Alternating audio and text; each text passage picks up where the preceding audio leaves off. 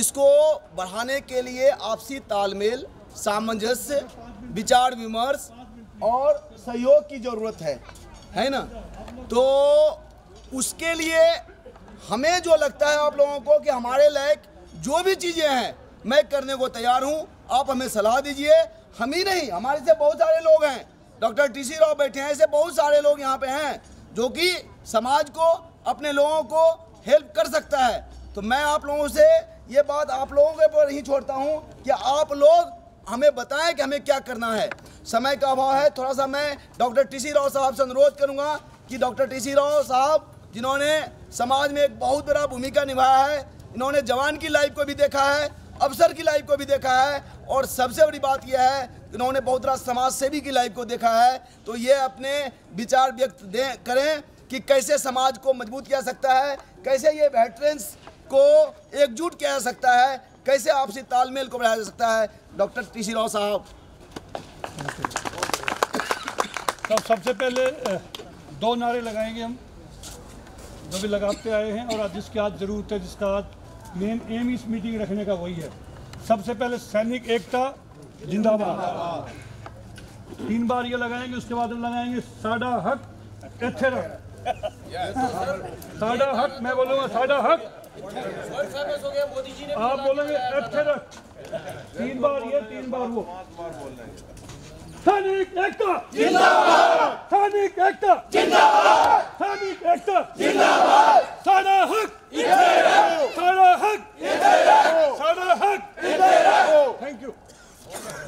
आज इस मीटिंग में हमारी बहनें, युद्ध वीरांगनाएं, वीर नारीज, यहाँ पे ब्रिगेडियर शर्मा, कल महावीर, कल देवेंद्र साहब चले गए, लोहिया साहब, मिश्रा साहब, और मेरे सभी उम्र में बहुत लोग मेरे से बड़े हैं, सबसे लगभग सबसे मिला हूँ, सबको नमस्कार। आज का जो मुद्दा, जो काफ़ी वक्ताओं ने बताया, आज का मेन एम यही था हमारा कि हम अलग नहीं हैं। सिपाही से लेकर के रिटायर्ड चीफ तक हम सब एक हैं। इस मुहिम में सिपाहियों ने जाकर के जंतर मंतर पे धरना दिया, आवाज़ उठाई। जो हमारे रिटायर्ड चीफ थे, उन्होंने भी बड़ी शालीनता से चिट्ठियां लिखी प्रेसिडेंट ऑफ इंडिया को, जो हमारे तीनों फोर्सेस के कमांडर हैं। उनको हर आदमी ने अपने लेवल पे पूरी कोशिश की सरकार को महसूस कराने की। अब मैं थोड़ा सा इसके इतिहास में आपको ले जाऊंगा। 2006 के अंदर हमने इंडियन एक्सक्रीशन मूवमेंट की स्थापना की। गुड़गांव में जनरल राज कादियान को इसका अध्यक्ष बनाया। ये ISM किस लिए फॉर्म किया था? 6 पे कमीशन की कुछ खामियां रह गई थी, उनको ठीक कराने के लिए 2006 से लेकर के और 2014 तक बहुत लोगों से मिले। मिश्रा साहब हमारे बहुत हैं, कल महावीर यादव यहाँ बैठे हुए हैं, जो मार्टियर्स फाउंडेशन के अध्यक्ष हैं। हम प्रणब मुखर्जी फाइनेंस मिनिस्टर हुआ करते, उनसे मिले। डिफेंस मिनिस्टर अंतरी साहब थे, उनसे मिले। यस, कांग्रेस के बैनर के नीचे उस टाइम पे हम थे, और सिर्फ कांग्रेस ज्वाइन करने का मकसद ही यही था कि पूर्व सैनिकों के लिए कुछ उनसे दिलवाना। चलो, 12 फरवरी 2014 को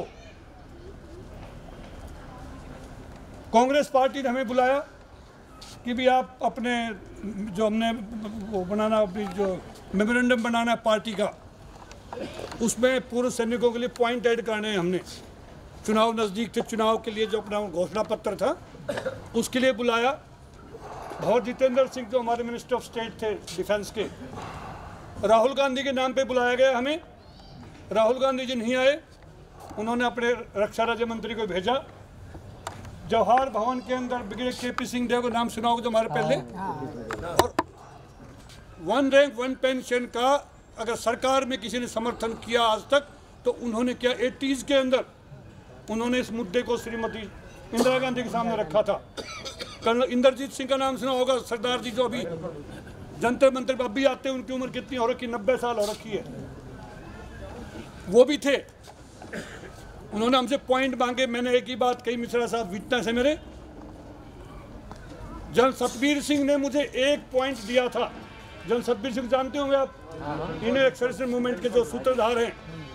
उन्होंने पर्ची पर लिख के बोला, राव साहब सुबह मिल के आया था उनसे मैं, कि आज हम जा रहे हैं मिलने के लिए। हमारा मकसद कांग्रेस बीजेपी से नहीं था, हमारा मतलब था अपनी बात को तक पहुंचाना।